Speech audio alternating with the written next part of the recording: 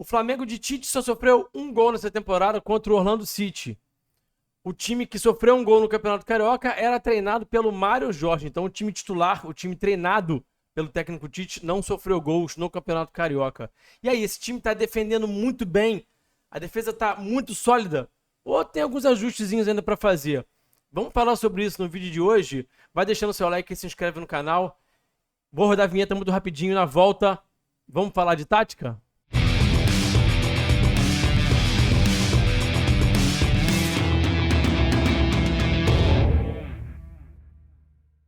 Bom, gente, no final desse vídeo eu vou trazer para vocês uma boa oportunidade para você que pensa em trabalhar no ramo do futebol, no mercado do futebol. Então fique ligado aqui até o final desse vídeo, porque a dica é muito importante, tá? Quando a gente para analisar jogos de futebol, o analista de desempenho, quem tem formação, quem se capacitou para isso, a gente, para facilitar o trabalho, divide em fases e submomentos, né? Então, o que seriam os submomentos? Por exemplo, você tem em organização defensiva o bloco alto, o bloco médio e o bloco baixo, né? Em transição defensiva, você pode pressionar pós-perda ou você pode também só recompor, tá? Então, você vai entendendo como é que o time se comporta nos diferentes submomentos do jogo para poder destrinchar melhor, para poder fazer uma análise bem bacana e muito assertiva, tá? Então, vamos olhar aqui para o Flamengo em diversos submomentos do jogo, tá? E vamos tentar entender como é que o Flamengo está se comportando. Antes disso, vamos olhar aqui para algumas estatísticas do Flamengo nesse Campeonato Carioca. O recorte ainda é curtinho, são poucos jogos, mas dá para a gente ter uma ideia um pouquinho de como é que o Flamengo está se comportando defensivamente em campo. Vamos lá então para algumas estatísticas. A primeira delas é que o Flamengo é o segundo time que menos sofre finalizações até aqui nesse Campeonato Carioca. Sofreu, em média, 6,5 finalizações por partida, né? O Flamengo que sofreu muitas finalizações no Campeonato Brasileiro do ano passado com o Sampaoli. É óbvio que a gente precisa contextualizar e entender que aqui o nível competitivo é mais baixo, mas já enfrentou, por exemplo, 2 clássicos, né? Então, a média de finalizações tá interessante, tá? Vamos olhar aqui agora para a intensidade do desafio. Rafa, que estatística é essa? Explica pra gente. A intensidade do desafio é o seguinte: quantas ações defensivas um time tem por minuto de posse de bola do seu adversário, tá? Então, ações defensivas são rebatidas, desarmes, interceptações, né? Duelos defensivos de uma forma geral. Então, o Flamengo, em média, tem 5,7 ações defensivas por minuto de posse de bola do adversário. É somente o quarto nesse Campeonato Carioca, tá?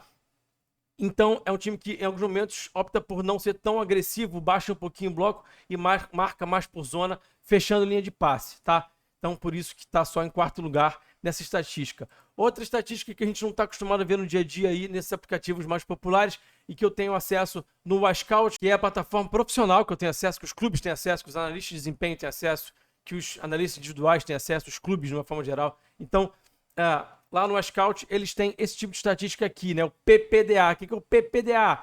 Passes por posse de bola do adversário. Então, o Flamengo permite, em média, 7,72 passes por posse de bola do adversário. É o segundo nesse quesito. O Flamengo estando aí entre os líderes no PPDA, tá? Isso significa que o Flamengo não permite muitos passes por posse de bola do seu adversário.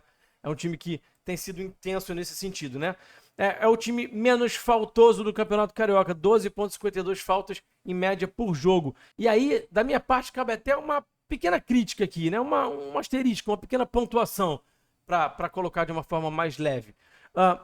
Acho que o Flamengo às vezes ainda peca em não fazer algumas faltas táticas, né? Na hora que o adversário consegue iniciar uma transição, dá para chegar um pouquinho mais junto ali e fazer a falta tática sem ser violento, né? Sem machucar o adversário, mas conseguindo impedir a progressão do time adversário, tá? Vamos seguir aqui com as estatísticas e vamos olhar agora para duelos aéreos. O Flamengo é o time que mais vence duelos aéreos, tá? Com 50,9%. O Flamengo que vem bem nesse tipo de jogada, muito seguro defensivamente, inclusive ofensivamente também. No Flamengo fazendo gols de cabeça, tendo uma bola parada interessante, especialmente no escanteio, tá? Então, é um destaque aí do Flamengo defensiva e ofensivamente. Agora vamos falar primeiro de coisa boa, né? Vou pontuar aqui algumas situações que eu acho que podem melhorar, mas vamos falar primeiro de coisa boa. A situação do bloco alto, que foi algo que eu cobrei bastante, falei sobre isso durante a reta final do ano de 2023, falei sobre isso aqui nesse período sem jogos, né? Fiz conteúdo sobre isso aqui no canal, sobre essa questão do bloco alto, e o Flamengo melhorando sim o seu bloco alto, especialmente nos 2 clássicos, me chamou bastante atenção Essa estrutura aqui que eu já apontei para vocês em outros vídeos, né? Desse 4-1-3-2. Deixa eu me colocar aqui mais para cima da imagem aqui. Deixa eu mudar meu posicionamento aqui, que aqui eu estou atrapalhando. O Flamengo usando essa estrutura de 4-1-3-2, né? Então o Gerson é um cara que sobe junto com os dois pontas, o Arrascaeta se junta ao Pedro e o Gerson encaixa no volante adversário. O Flamengo faz essa estrutura aí. É uma estrutura interessante que me agrada e que pode ser utilizada numa marcação mista, ou seja, o Flamengo consegue marcar em bloco alto por zona individual ao mesmo tempo, porque você pode subir os atletas individualmente, encaixar no pressing ou só manter uma estrutura zonal também que funciona bem, tá? É algo bem complexo, não é algo tão simples assim de ser feito, mas o Flamengo vem conseguindo desenvolver essa marcação bem, vem conseguindo evoluir aqui. O Cebolinha, né, acelerando ali, abordando, o Flamengo obrigando aqui o Gatito a fazer essa bola longa no jogo Flamengo-Botafogo, o Flamengo ganhando depois da primeira bola e ficando com a posse de bola, né? Mais um lance no jogo contra o Botafogo também, o Flamengo pressionando. Aqui o Pulgar é que avança, entende que há uma situação de vantagem para ele saltar a pressão, né? O De La Cruz e o Gerson estão um pouquinho mais atrás, ele, como vocês podem ver. O Pulgar faz esse salto aqui, entende que é o momento certo e aí deixa a defesa em dúvida. O Danilo Barbosa erra o passe aqui, o Flamengo consegue deixar o Botafogo em dificuldade. Não fica com a posse de bola, a bola volta para o Gatito. Tem essa situação aqui que o Gatito e o Pedro se chocam, mas o Flamengo impedindo a progressão do adversário, né? O que me chamou a atenção nesses dois jogos, né? Tanto no jogo contra o Vasco quanto no jogo contra o Botafogo, foi o fato do Flamengo ter feito essa pressão alta e isso ter deixado os adversários tão desconfortáveis que a partir dos 25 minutos mais ou menos do primeiro tempo, tanto o Botafogo quanto o Vasco pararam de tentar sair curto e começaram a sair com a bola longa, especialmente no tiro de meta. Tá? Isso é um sintoma de que não está conseguindo avançar, está desconfortável para conseguir levar essa bola mais para próximo da baliza do adversário, para conseguir evoluir de alguma forma dentro do campo de jogo. A solução que o Botafogo e Vasco encontraram foi sair com o chutão. Então isso é realmente um sintoma de que o bloco alto do Flamengo estava funcionando bem. Vamos olhar aqui agora para algumas situações que eu acho que o Flamengo ainda pode melhorar, ainda tem uma margem boa de evolução, normal de início de temporada, normal de um time que vem construindo, inclusive, a sua jogada de uma forma diferente a partir da entrada do De La Cruz. Então, tem algumas situações aí que o Flamengo precisa amadurecer. Eu quero mostrar para vocês elas agora. Uma delas é a questão de como é que o Flamengo está progredindo no campo de jogo. Eu vou fazer um vídeo mais elaborado falando sobre essa questão da entrada em último terço, né, de como é que isso pode evoluir. Mas aqui a gente precisa tocar nesse assunto aqui de forma um pouco mais breve para poder contextualizar. O Flamengo, em alguns momentos, ataca com poucos, constrói com muitos, começa suas construções com muitos jogadores e isso cobra um preço, que é, às vezes, chegar em último terço, né, quando o time avança, com poucos. E aí, quando chega com poucos, tem pouca linha de passe disponível. Aí a gente está vendo aqui o De La Cruz numa situação em que ele está com o Pedro e com o Gerson muito distantes dele e as linhas de passe não estão evidentes, né? Ele não tem uma linha de passe aberta. O que isso gera? Gera a perda da posse de bola, né? Ele vai tentar aqui forçar um passe aqui, a bola vai para o Botafogo consegue uma transição, o Flamengo sofrendo um pouquinho com transição, o Flamengo sofre alguns contra-ataques por conta dessa situação aqui que eu acabei de apontar, tá? Só que o Flamengo tem no seu plantel um jogador chamado Ayrton Lucas, que é especialista em correr para trás e recuperar as costas, e ele tem uma leitura muito boa dessa situação e é muito rápido também, se desloca, né? Não basta o jogador só correr rapidamente, tá? Ele tem que ler aquilo muito rápido, tomar decisão rápido, e o Ayrton faz tudo isso muito bem, e nesse ponto realmente ele é muito fera, né? Então a gente vai ver aqui agora mais uma situação em que o Flamengo teve erros de passe que acabaram acarretando em perda de posse de bola e acabaram acarretando em contra-ataques. Então isso é algo que o Flamengo ainda precisa amadurecer um pouco mais. Por quê? Porque ainda está desenvolvendo esse jogo um pouco mais curto, esse jogo mais interior, esse jogo de jogadores em volta da zona da bola, né, de centro de jogo mais denso, como a gente fala no jogo de posição. Então isso acaba gerando alguns erros, né? Aqui, na minha visão, foi um erro muito do Pedro aqui de não perceber que ele tinha que continuar se posicionando, baixando para receber essa bola no pé. Ele parou, ele não percebeu que o adversário tá vindo aqui tomar a frente dele, então o Varela faz o passe, mas o Pedro acaba dormindo no ponto, e aí o adversário toma a frente, e o Pedro não percebe, e acaba que o Vasco consegue progredir. Então o Flamengo sofrendo um pouquinho em contra-ataques por motivos diferentes, né? Então é importante a gente também alertar isso, né? Não é o mesmo motivo exatamente. Então aqui mais uma situação que o Flamengo tentou tabelar, jogar curto, e o Varela joga essa bola aqui nas costas do Gerson, né? Faz esse passe errado, e o Flamengo de novo sofrendo com contra-ataque por conta desse tipo de situação. Então isso é algo que a gente imagina que em breve vai amadurecendo, os jogadores estando mais refinados tecnicamente à medida que os jogos forem passando, e também coletivamente a coisa passa a funcionar melhor. Tem um inimigo aí que muito provavelmente não vai mudar, que é o gramado do Maracanã, que de fato atrapalha bastante, E estão falando muito também sobre essa bola aí do Carioca, que está muito dura, que está quicando bastante também. E, pelo menos no Carioca, esses dois fatores aí não vão mudar. O Flamengo vai seguir brigando com esses dois inimigos, eu diria, né? Então, aqui o Flamengo conseguindo neutralizar através de uma falta que o BH fez a falta. Aqui mais uma situação do Flamengo sofrendo com contra-ataque. Aqui o time um pouquinho distante, né? O Flamengo ainda precisando amadurecer a questão do viajar juntos, de os jogadores estarem mais agrupados, né? O Flamengo ainda um pouquinho distante em algumas situações. Isso também tem um pouco a ver com essa questão de muitos jogadores construindo. Quando o time consegue progredir, o time não está muito em bloco, não está progredindo em bloco, né? Então, gera esse espaçamento, então, aí, essas coberturas ofensivas muito distantes. E aí, quando o Flamengo vai pressionar pós-perda, não consegue, né? A pressão pós-perda ainda precisa desenvolver, ainda precisa melhorar. Aqui eu apontei aqui também alguns jogadores que demoraram um pouquinho para recompor, né? Que a gente está vendo aqui o Gabigol, a Arrascaeta, jogadores que demoraram um pouquinho para recompor. Essa recomposição pode ser um pouco mais rápida também, né? E o Vasco conseguindo trocar passes aqui e progredir por conta dessa vulnerabilidade aí do Flamengo na pressão pós-perda, tá? Então, tem alguns pontos que podem melhorar, é normal, o Flamengo ainda está desenvolvendo uma série de situações. Antes de dizer, gente, que tem muita gente que fala assim, mas o Tite já era técnico desde o ano passado, já tinha feito 12 jogos, a entrada do De La Cruz, gente, gera um impacto nesse time, né? A gente já falou bastante sobre isso aqui em outros vídeos aqui no canal, como o Flamengo está tentando construir de uma forma diferente, né?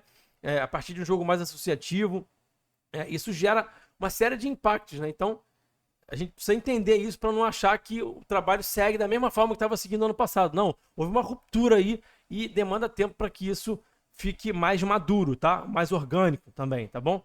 Aqui o Flamengo vai fazer um cruzamento, a bola vai chegar para o Orlando Jardim. E essa situação que aconteceu mais contra o Orlando e contra o Vasco, né? Contra o Botafogo isso já foi minimizado, mas é bom a gente ficar de olho nessa questão do posicionamento do De La Cruz, né? Que quando ele afunila muito no meio para construir, para poder ser um meia, né? Para se associar com o Arrascaeta, com o Gerson, com o Pulgar, ele acaba deixando esse espaço aqui vulnerável aqui às costas dele, né? Então o Vasco aproveitou isso muito bem. A gente viu essa dificuldade aqui defensiva do Flamengo nessa partida contra o Vasco. O Flamengo sofreu bastante com isso. Já tinha sofrido contra o Orlando City também.